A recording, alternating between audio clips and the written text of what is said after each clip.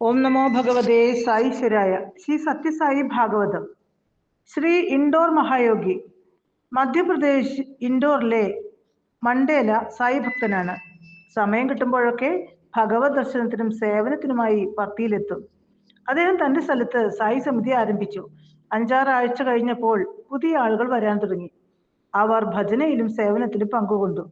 മണ്ടേലയ്ക്ക് അത്ഭുതം തോന്നി. ഇവർ ആര് പറഞ്ഞിട്ടാണ് വരുന്നത്? അദ്ദേഹം പുതിയ ഭക്തന്മാരെ പരിചയപ്പെട്ടു. സമിതിയിൽ വരാനുള്ള താല്പര്യത്തിന്റെ രഹസ്യം തിരക്കി. റെയിൽവേ സ്റ്റേഷനിൽ പലപ്പോഴും കാണാറുള്ള ഒരു യോഗിയുണ്ട്. അദ്ദേഹമാണ് തങ്ങളെ സായി സമിതിയിലേക്ക് പറഞ്ഞു വിടുന്നതെന്ന് അവർ പറഞ്ഞു. മണ്ടേലയ്ക്ക് ആ യോഗിയെ കാണാൻ ആഗ്രഹം ജനിച്ചു. അദ്ദേഹം ഇൻഡോർ റെയിൽവേ സ്റ്റേഷനിലെത്തി. ഭാഗ്യത്തിന് സന്യാസിയെ കാണുകയും ചെയ്തു. അദ്ദേഹം വന്ദിക്കാൻ ഒരുങ്ങിയപ്പോൾ യോഗി പറഞ്ഞു, അരുത്. 2 കാര്യം അനുസരിക്കാമെങ്കിൽ മാത്രം എന്നോട് ബന്ധപ്പെട്ടാൽ മതി, അല്ലെങ്കിൽ താങ്കൾക്ക് പോകാം. മണ്ടേല അതെന്തൊക്കെയെന്ന് ചോദിച്ചു. യോഗി പറഞ്ഞു, 1, എൻ്റെ പാദത്തിൽ സ്പർശിക്കരുത്. 2, താങ്കളെ വന്ദിക്കാൻ എന്നെ അനുവദിക്കുക. വിചിത്രമായ ആ അപേക്ഷ കേട്ട് അദ്ദേഹം അമ്പരപ്പോടെ ചോദിച്ചു, അങ്ങ് എന്തൊക്കെയാണ് ഈ പറയുന്നത്? അങ്ങയെ പോലുള്ളവരെ വന്ദിക്കേണ്ടത് ഞങ്ങളുടെ ധർമ്മമല്ലേ? പക്ഷേ അങ്ങ് അത് നിഷേധിക്കുന്നു. മാത്രമോ, മറിച്ച് ചെയ്യാനും ശ്രമിക്കുന്നു. യോഗി പറഞ്ഞു, അതിന്റെ രഹസ്യം ഞാൻ പറയാം. 1960-ൽ ഞാൻ മഹാതപസ്വിയായ ശിവാനന്ദ സ്വാമികളുടെ കൂടെ ഋഷികേശത്തിലുള്ള ആശ്രമത്തിലായിരുന്നു. അന്ന് എനിക്ക് 7 വയസ്സ്. ഒരിക്കൽ അതിസുന്ദരനായ മഹാതേജസ്വിയായ ഒരു യുവാവ് ആശ്രമത്തിലെത്തി. അതോടെ അവിടെ മുഴുവനും ഉത്സവപ്രതീതിയായി. എൻ്റെ ഗുരുനാഥൻ ആ യുവാവിനെ വന്ദിക്കുന്നത് കണ്ട് ഞാൻ വിസ്മയിച്ചു. എൻ്റെ മനസ്സിൽ ആ രംഗം മുദ്രിതമായി.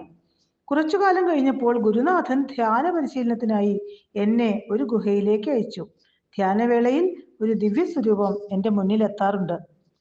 ധീരനായിരിക്കാനും സാധനയിൽ മുന്നേറാനും അദ്ദേഹം എനിക്ക് പ്രചോദനം തരും. പക്ഷേ അത് ആരെന്ന് എനിക്ക് അറിയുകയുമില്ല. അദ്ദേഹം വലിയൊരു ദിവ്യൻ. അദ്ദേഹം ശിവാനന്ദാശ്രമത്തിൽ വന്നിട്ടുണ്ട്. ശിവാനന്ദ സ്വാമികൾ നമസ്കരിച്ച ദിവ്യ സുന്ദരമൂർത്തി താനാണെന്ന് ആ ദിവ്യസ്വരൂപം എന്നോട് പറഞ്ഞു. ഒരിക്കൽ കുറച്ചു സാധനങ്ങൾ വാങ്ങുന്നതിനായി ഞാൻ ഗുഹയിൽ നിന്ന് പുറത്തു വന്നു. ഋഷികേശിലെ ജപമാലകൾ വിൽക്കുന്ന കടയിൽ ഞാൻ ആ ദിവ്യപുരുഷന്റെ ചിത്രം കണ്ടു. ആകാംക്ഷയോടെ അത് ആരെന്ന് ഞാൻ കടക്കാരനോട് ചോദിച്ചു. അയാൾ അത് തന്റെ ഇഷ്ടദേവതയാണെന്നും ആന്ധ്രാപ്രദേശിലെ പുട്ടപർത്തിയിൽ സത്യസായി ബാബ എന്ന പേരിൽ ആ ദിവ്യസുന്ദരമൂർത്തി ഉണ്ടെന്നും പറഞ്ഞു. അങ്ങനെ ഞാൻ പർത്തിയിലേക്ക് യാത്രയായി. ആദ്യം ഡൽഹിയിലേക്ക്, പിന്നീട് മദുരാശി. മദുരാശിയിൽ നിന്ന് ധർമ്മവാരത്ത് എത്തി. ആ രാത്രി ധർമ്മവാരം തീവണ്ടി ആപ്പീസിൽ തങ്ങി. അതിരാവിലെ പ്രശാന്തി നിലയത്തിൽ എത്താമെന്നും ഈശ്വരനെ നേരിട്ട് കാണാമെന്നും ആനന്ദത്തോടെ ഓർത്തു കിടന്നു. നന്നായി ഉറങ്ങി. നേരം പുലർന്നു. കണ്ണു തുറന്നു. ഞാൻ പകച്ചുപോയി. അപ്പോൾ ഞാൻ ഹിമാലയത്തിലെ എൻ്റെ ഗുഹയിലായിരുന്നു. ദിവസങ്ങൾ യാത്ര ചെയ്ത് ധർമ്മവാരത്തിലെത്തിയ ഞാൻ അവിടെ ഒന്ന് ഉറങ്ങി എഴുന്നേറ്റപ്പോൾ ഹിമാലയത്തിൽ. അന്ന് ദുഃഖത്തോടെ ഞാൻ ധ്യാനനിഷ്ഠനായിരുന്നു. അപ്പോൾ ആ മഹാപുരുഷൻ ധ്യാനപദത്തിൽ വന്ന് അരുളി, ബംഗാരു, നിനക്ക് പ്രശാന്തി നിലയത്തിൽ വരാനുള്ള പക്വതയായിട്ടില്ല. ഒരു ചെറു കാറ്റിന് പോലും എൻ്റെ അനുവാദമില്ലാതെ പ്രശാന്തി നിലയത്തിൽ വരാനും സാധ്യമല്ല. കുറച്ചു നേരം യോഗി നിശബ്ദമായിരുന്നു. പിന്നീട് മണ്ടേലയോട് യോഗി ചോദിച്ചു, ഇനി പറയൂ, നിങ്ങൾ ഇഷ്ടമുള്ളപ്പോഴൊക്കെ പർത്തിയിൽ പോകുന്നു, ഭഗവാനെ കാണുന്നു, സായി സേവയിൽ മുഴുകുന്നു.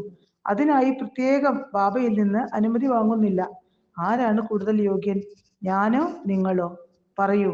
പരബ്രഹ്മം സായി രൂപത്തിലിരിക്കുന്ന പ്രശാന്തി ധാമത്തിലേക്ക് ആദ്യ ചുവട് വയ്ക്കുന്നത് തന്നെയാണ് മോക്ഷത്തിലേക്കുള്ള ആദ്യ ചുവട്. സന്യാസി പറഞ്ഞു നിർത്തി. നമുക്ക് ലഭിച്ചിരുന്ന ആ ഭാഗ്യത്തെക്കുറിച്ച് നാം ബോധവാനായിരിക്കുക. പ്രശാന്തി നിലയത്തിൽ സേവ ചെയ്യാൻ കിട്ടുന്ന ഓരോ അവസരവും മഹാഭാഗ്യമായി കരുതുക. സായി സേവ ചെയ്യാനുള്ള ഭാഗ്യത്തിനായി പ്രാർത്ഥിക്കുക. ഓം തത് സത്.